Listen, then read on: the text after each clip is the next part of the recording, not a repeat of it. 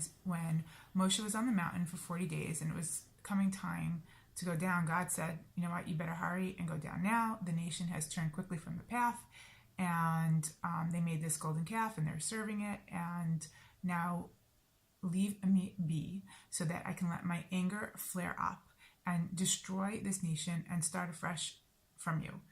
And Rashi tells us that the deduction is when God says, leave me be, that if Moshe leaves, that's what will happen. But as long as he stays, he has the power within to change the situation, to plead their case. And that's what he understood, and that's what he did. So, of course, the lesson there is that until something happens, that we should try our best, and that we have the power of change through prayer or whatever have you. But there's many more layers to this.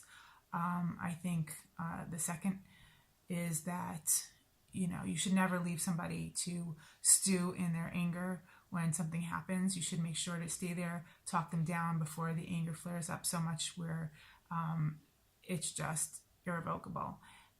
So that's the second layer. But I think the third layer here is kind of God's brilliance, in that God knew that Moshe was on a whole different level of the people. The people had that slave mentality. They were steeped in Egyptian culture for so long. I mean, Moshe was also close to God. He would have never had that temptation or that need to have done such a sin.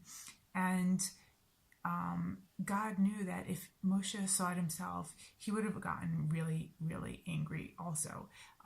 As we see later on by Midbar sin, when Moshe couldn't understand the people and he called them, oh, you rebels.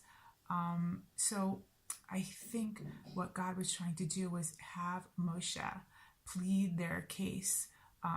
Because when you first hear about something, it's so much easier to absorb and to be logical about it.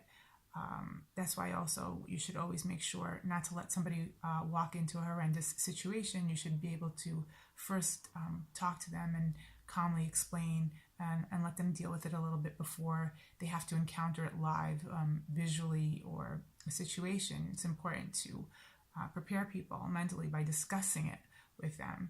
So I think this is the first step that God was telling Moshe before he would encounter it, to ease him into it, and then to have Moshe plead their case. Because once Moshe pleads their case and tells them all these reasons why God shouldn't destroy him, all these reasons why the nation has to live, he's already become invested.